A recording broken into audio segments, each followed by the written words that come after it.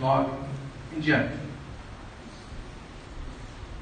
Vamos fazer a leitura na versão Nova Almeida atualizada, que diz assim: naqueles dias, Jesus veio de Nazaré da Galileia e foi batizado por João no Rio Jordão. Logo ao sair das águas, ao sair da água, Jesus viu o céu se abrindo e o Espírito descendo como pomba sobre ele. Então veio uma voz dos céus que dizia: Tu és meu filho amado, em ti me agrado. E logo o Espírito conduziu Jesus ao deserto, onde ficou durante 40 dias, sendo tentado por Satanás. Estava com as feras e os anjos o serviam. Pai Santo, nós estamos aqui diante da Tua presença com alegria no coração, motivados a continuar crescendo no conhecimento e, por conseguinte, na graça do Senhor. Porque ao conhecermos a Ti pela Tua palavra, nós conhecemos o efeito dessa graça em nós.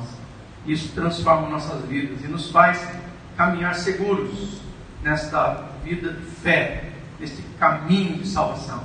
Então, que o Senhor nos ajude pelo Teu Santo Espírito na elucidação desse texto, caminhando e conhecendo mais profundamente o que está explicitado através do Teu servo Marcos, que escreveu acerca do Senhor Jesus, para que a igreja fosse fortalecida em tempos de dificuldade. Que o Senhor nos ajude, em nome de Jesus.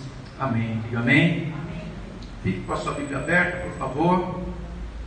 Lembrando que se você desejar receber no seu celular o texto e os comentários desta pregação, é só você mandar para o 997705001, solicitando, e a gente envia para você o esboço dessa palavra.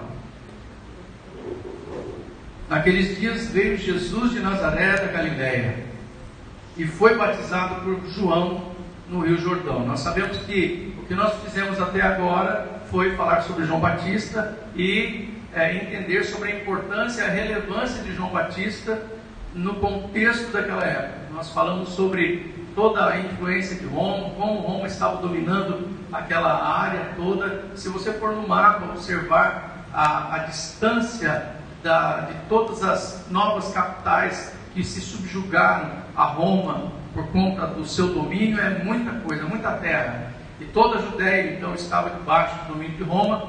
Aí há quase 70 anos que já estavam acontecendo isso, e eles então passaram pelas mãos de alguns imperadores.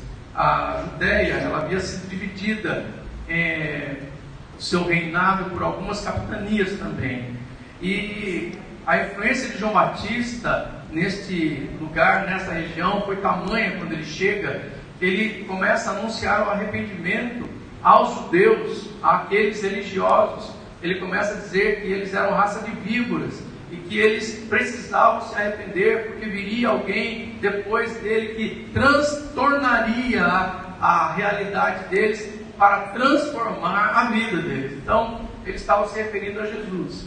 E João Batista foi muito influente nesse sentido. Aqui, no versículo 9 do capítulo 1, diz: naqueles dias Jesus veio de Nazaré da Galileia e foi batizado por João no Rio Jordão. De Nazaré da Galileia até o local que é aceito pela maioria dos estudiosos da Bíblia como sendo o lado oriental de Betânia. Eu falei semana passada para vocês sobre qual é esse local. É um local que se tornou tão importante, onde por ali passou Josué com o povo de Israel para dominar a Canaã, no caso, né? Então, e também passou por ali Elias, quando depois ele foi levado para os céus. Também por ali passaram muitas pessoas que receberam e tiveram muitas influências. Por exemplo, Naamã, ele foi ali, desceu as águas no Jordão e provavelmente tenha sido ali. Então os estudiosos fazem um apanhado de informações e é muito provável que seja exatamente nesse mesmo lugar, que em hebraico se chama Bet-Bará e em árabe Qasr al-Yahud, que é o mesmo lugar, o lado oriental de Betânia, junto ao rio Jordão, que vai em caminho para Jericó. Então, de Nazaré até esse lugar, passando por Jericó e chegando até esse lado do Jordão, onde João Batista estava batizando, Jesus andou cerca de 100 quilômetros. Andando. Outro dia, o Lucas teve um probleminha no carro, ele estava contando ontem para a gente isso ainda, estava com o carrinho dele, garotada é bacana, eles acabam de jantar, comem sobremesa, e ainda dá uma vontade doida de tomar um sorvete em Americana, Aí foram eles, foi o Lucas, o pastor Alisson, a Samara, os três, e a namorada do Lucas, a noiva, a Larissa, foram juntos. À noitão, tarde da noite, foram lá, passear Americano, tal, tomar sorvete. Na volta, eles estão vindo, o carro começa a dar problema. E justamente, logo quando você sai de Americana e começa a entrar em Nova Odessa, aquela via que emenda com a Rebouças aqui, sabe? Lá no início, lá atrás, lá o carro parou e o Uber não atendia, porque era tarde da noite, parou e não tinha erro. Quando a gente coloca o celular para descansar, para não atender ninguém mesmo, Então o meu celular não atendeu, a pastora Dani também não, eles ligavam para o amigo, ninguém atendeu. Enfim, cara, o que vão fazer? Vão ficar aqui? Não, vão andando 10 quilômetros a pé. Levou 3 horas e meia. 10 quilômetros em 3 horas e meia. Agora você imagina, essa experiência deles foi inusitada. Jesus andou 100 quilômetros quase para poder chegar a ser batizado. Que esforço muitas pessoas que são pecadoras têm feito para poder se batizar no conforto. E Jesus não precisava ser batizado. E ele andou 100 quilômetros para cumprir uma missão. Entenda, a relevância desse momento é essa. Jesus foi, porque senão não estaríamos sendo mostrados na Bíblia, irmãos. Nós precisamos trazer para fora aquilo que a Bíblia está mostrando. Se não fosse necessário dizer essa distância, eles não diriam de Nazaré da Galileia até o Rio Jordão. Então, se está aqui, nós precisamos prestar atenção nisso e entender qual é a importância disso. A importância é que, para cumprir uma missão, o Senhor começa a tomar uma atitude muito evidenciadora do seu esforço, do seu amor e do seu chamado. Ali foram 98 quilômetros andando a pé. É importante observar nessa informação a relevância do batismo de João também, pois quase 100 quilômetros de distância, em uma época onde a comunicação era extremamente precária, é de se considerar a influência de João, o imersor, havia exercido nas pessoas daquela região. Então, num raio de 100 quilômetros, nós temos ali João sendo conhecido e a palavra do Senhor sendo pregada. Versículo 10. Logo ao sair da água, Jesus viu o céu se abrindo e o Espírito descendo como pomba sobre ele. Este sinal poderoso, meus irmãos, ele foi testemunhado por todas as pessoas que estavam ali. Eles ouviram e viram Deus se manifestando, sinalizando sobre aquele Jesus que estava por ser batizado. Uma comprovação poderosa chegou naquele lugar, mostrando a eles que o Messias tão esperado havia chegado. Nós podemos lembrar que de Simeão, um ancião, que Jesus, quando se cumpriu o tempo necessário, foi levado logo depois de ter nascido para ser consagrado ao Senhor, e Simeão tinha uma promessa de Deus, que ele veria o Salvador, aquele que mudaria a realidade de Israel antes de morrer. E quando ele toma Jesus nos braços no templo, ele olha para aquele menino e diz: olha, agora minha alma pode descansar, porque eu estou vendo o Salvador. Simeão começa a dar testemunho mesmo antes de João. E Ana, a profetisa, ali naquele mesmo lugar, continua divulgando acerca do Messias que havia sido consagrado ali. E João Batista dá então o seu testemunho valiosíssimo de como Deus havia dito que poderia reconhecer a chegada disso. Porque a missão de João no deserto, quando Deus tratava com eles, e existe então, claro que vou fazer uma menção aqui de algum comentário extra bíblico, mas importante também, que João poderia ter estado junto com um povo chamado essênios, que era um povo, uma linha dos judeus que havia se separado da vida comum da cidade para viver nas cavernas, nos desertos, e ali proclamar uma espécie, uma seita do judaísmo, onde eles buscavam uma santidade extrema, buscavam a palavra, viver a palavra de Deus por si só. Era como se fosse um grupo reservado, estrito. Até se não me engano, os pergaminhos do Mar Morto de Qumran, eles têm muitos relatos dos essênios mesmo. Então, quando nós vemos João Batista falando sobre coisas e vindo do deserto, muitos até atribuem o estilo de linguagem de João Batista a uma comunicação com esses essênios. João Batista no deserto, buscando a Deus, se consagrando, buscando uma santidade profunda com o Senhor fala com ele lá no deserto, e ele dá o testemunho de como o Senhor falou com ele, e a missão que ele teria, que era de preparar o caminho do Messias, de anunciar o arrependimento para que as pessoas se voltassem a sua atenção para Deus, deixassem de lado o conceito antiquado e mortal que a religião má estava causando neles, e se preparassem para o advento daquele Messias. Então João fala, no livro de João, capítulo 1, versículos 32 a 34, vou ler para você, diz o seguinte: e João testemunhou, João Batista, dizendo: eu vi o Espírito descer do céu como pomba e pousar sobre ele, falando de Jesus. Eu não o conhecia. Aquele, porém, que me enviou a batizar com água, me diz: quem é esse? É Deus. Aquele que me enviou a batizar com água, que é Deus, me disse: aquele sobre quem você vir descer e pousar o Espírito Santo, esse é o que batiza com o Espírito Santo. Então, ele recebeu um sinal.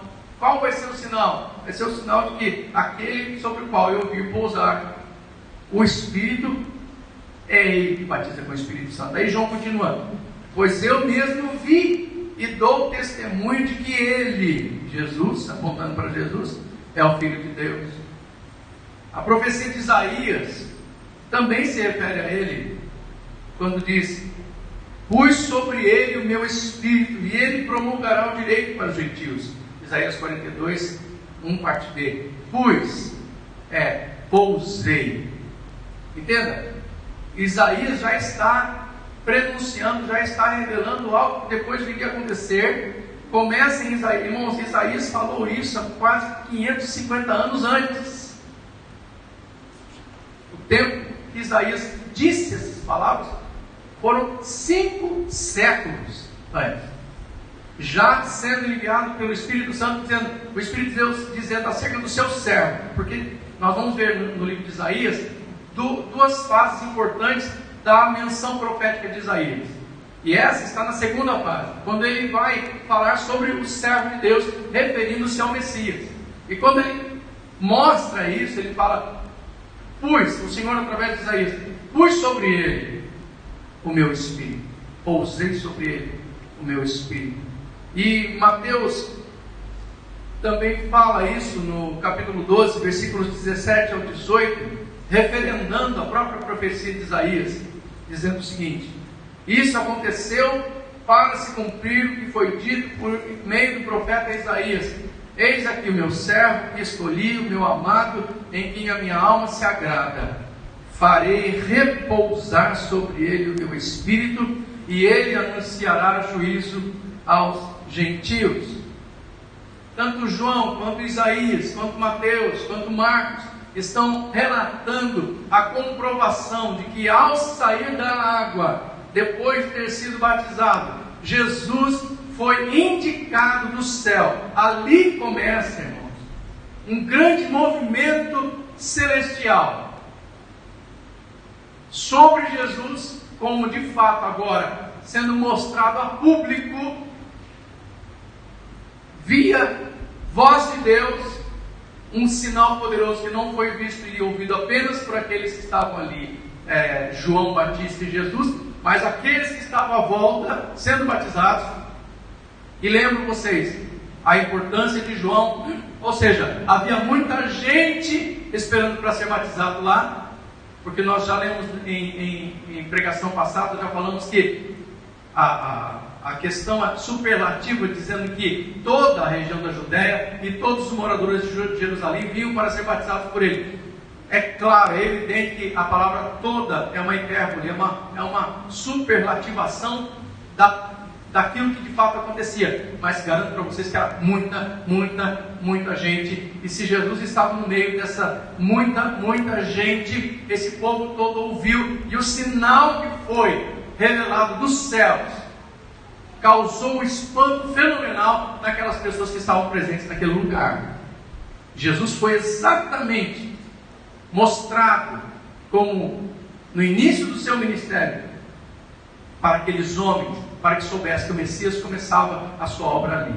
Isso é poderoso de se entender. Versículo 11. Então veio uma voz do céu que dizia: Tu és meu filho amado, em ti me agrado. Essa voz então vem indicar o Messias, vem dizer quem ele é, vem comprovar. Ela está em conexão com a palavra profética de Isaías.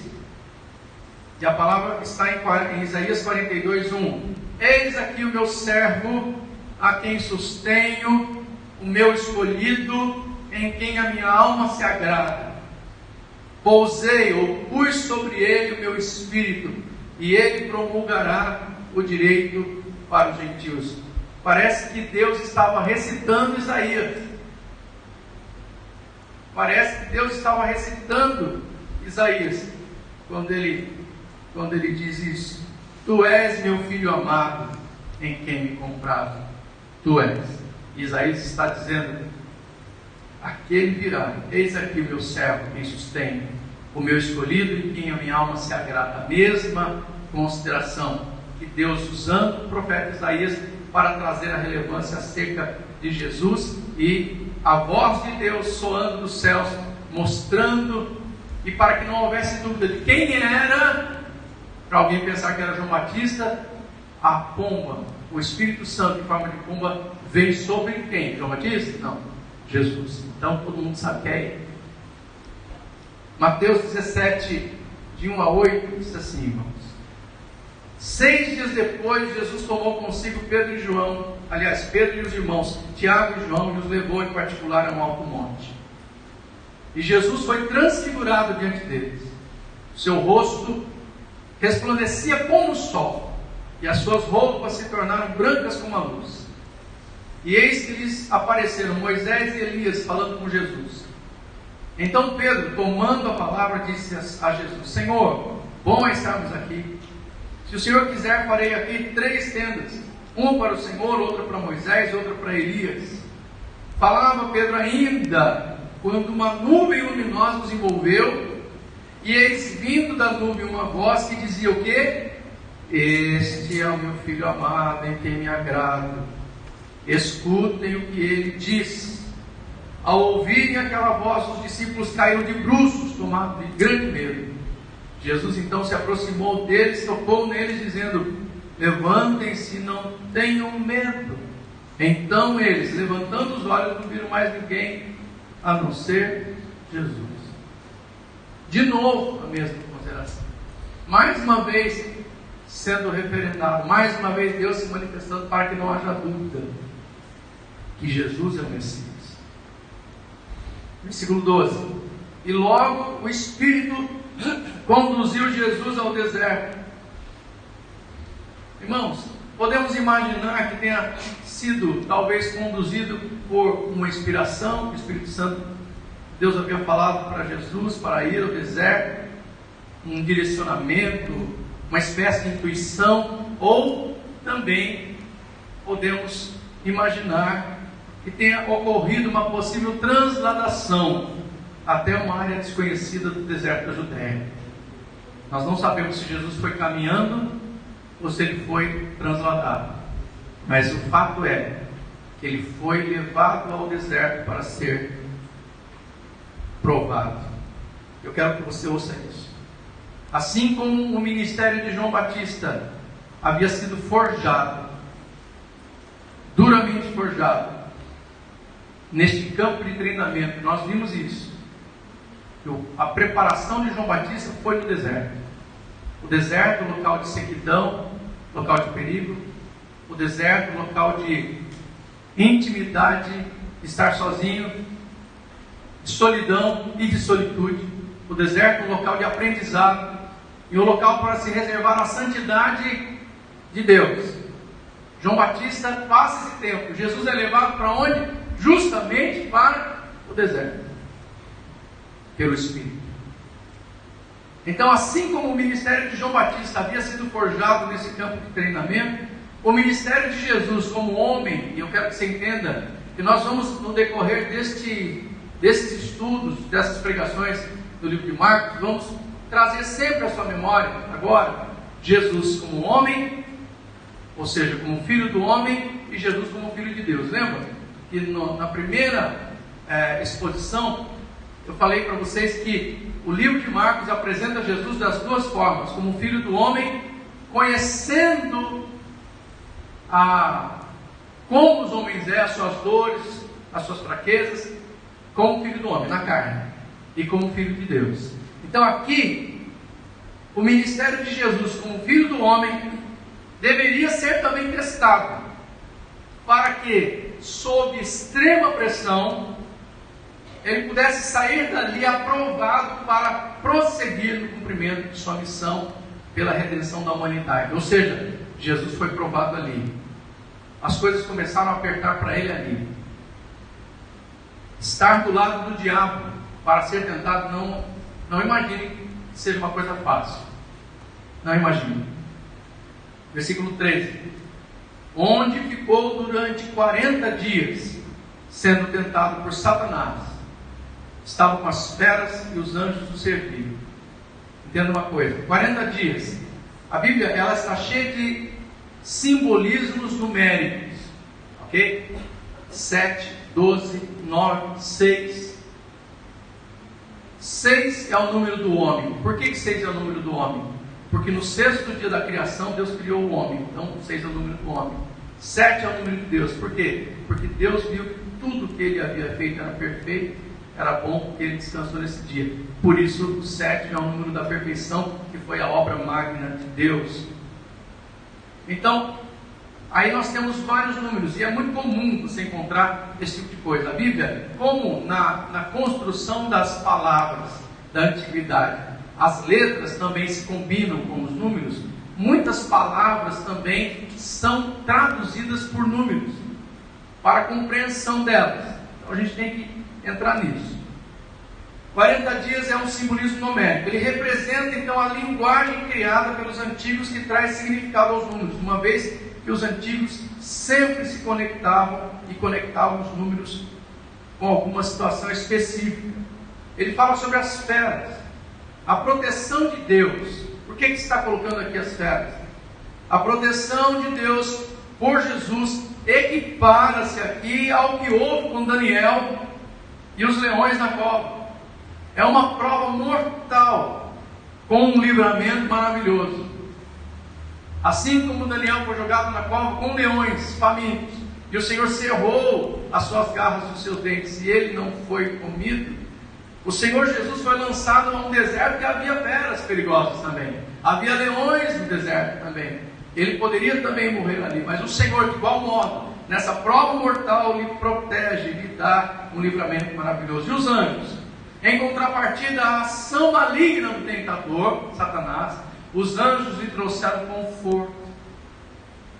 após ele ter vencido, e fortaleza após ele ter vencido essa batalha com o anjo caído. Talvez você se pergunte, mas por que Jesus precisou ser tentado? Por quê? Qual a razão de tamanha prova? Como que a Bíblia me explica a necessidade dele ter ido ao deserto? Hebreus capítulo 2, versos 17 e 18. Desculpa, irmãos, eu estou correndo mesmo, viu? Estão percebendo? Hebreus capítulo 2, versos 17 e 18. Veja o que tem lá. Por isso mesmo, presta atenção, por isso mesmo, era necessário que em todas as coisas ele, Jesus, se tornasse semelhante aos irmãos, para ser misericordioso e fiel sumo sacerdote nas coisas referentes a Deus e para fazer propiciação pelos pecados do povo.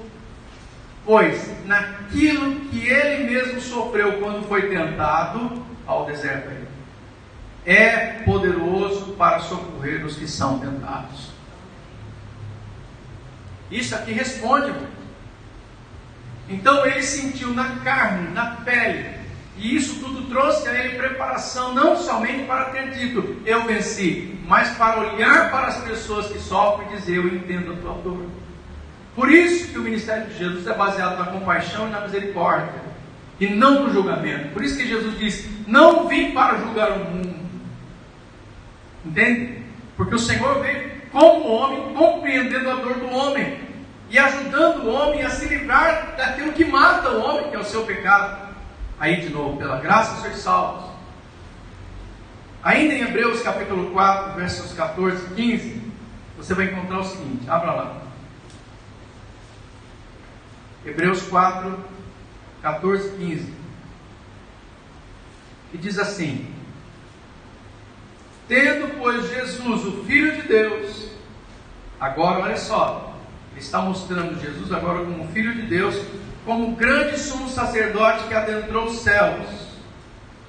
Agora ele está dizendo sobre ele, com relação a ele ressuscitado, conservemos firmes a nossa confissão, a nossa fé, porque não temos sumo sacerdote que não possa se compadecer das nossas fraquezas.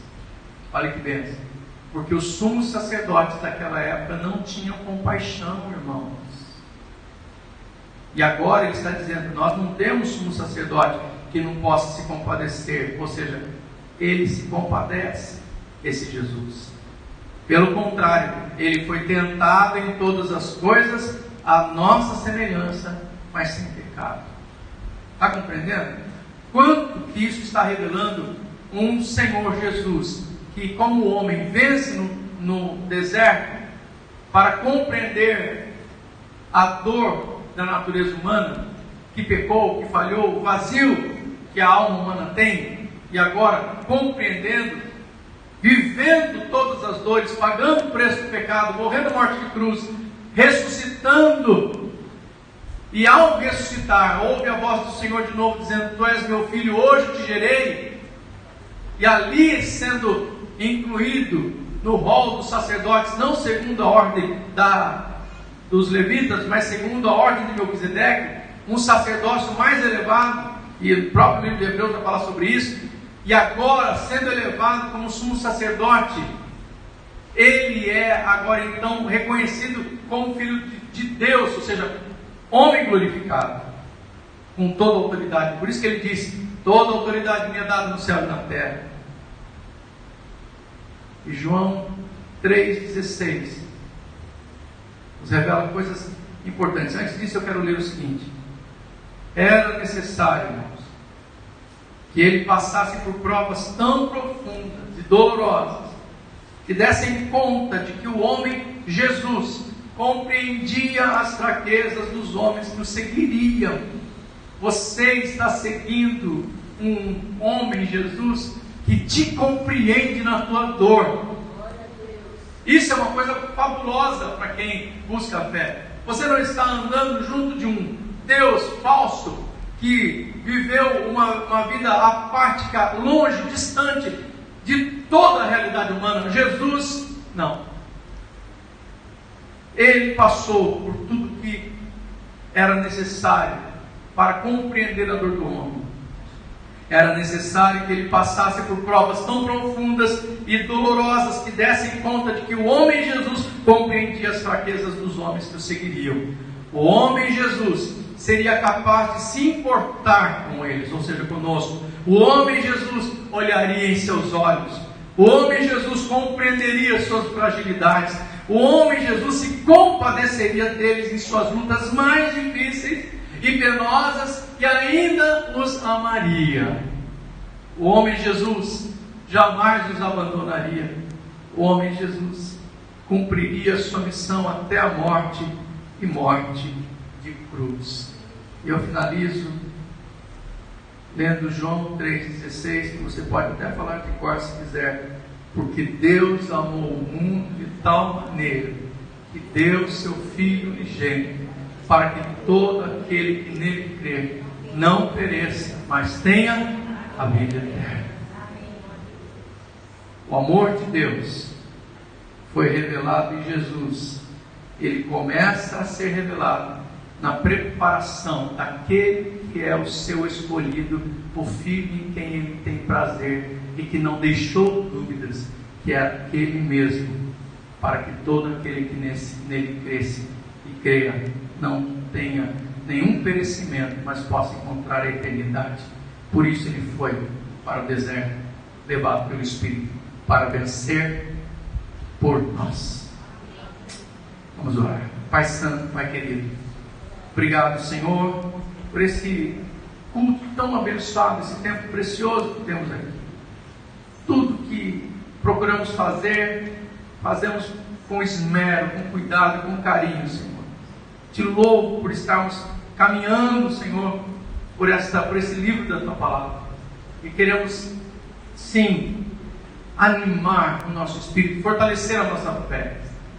Que o Teu filho, a Tua filha que está comigo aqui hoje, seja presencialmente ou aqueles que estão acompanhando pela internet, estejam sendo também tocados pelo Espírito Santo de Deus nesse momento, para se sentirem confortados, consolados, animados em saber que o Senhor Jesus compreende as nossas dores, que o Senhor Jesus foi tentado e venceu a tentação, que o Senhor Jesus já começou o seu domínio sobre o diabo lá no deserto, para dizer para nós depois: resistam ao diabo e ele fugirá de vocês.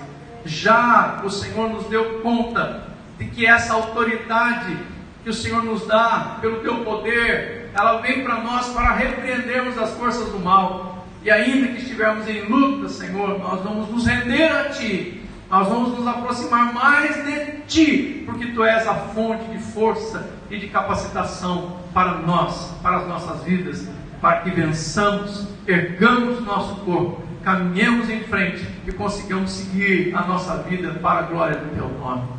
Ajuda-nos a compreender essas verdades e que essa palavra fique firmada no coração de cada homem e mulher presente neste lugar, em nome de Jesus.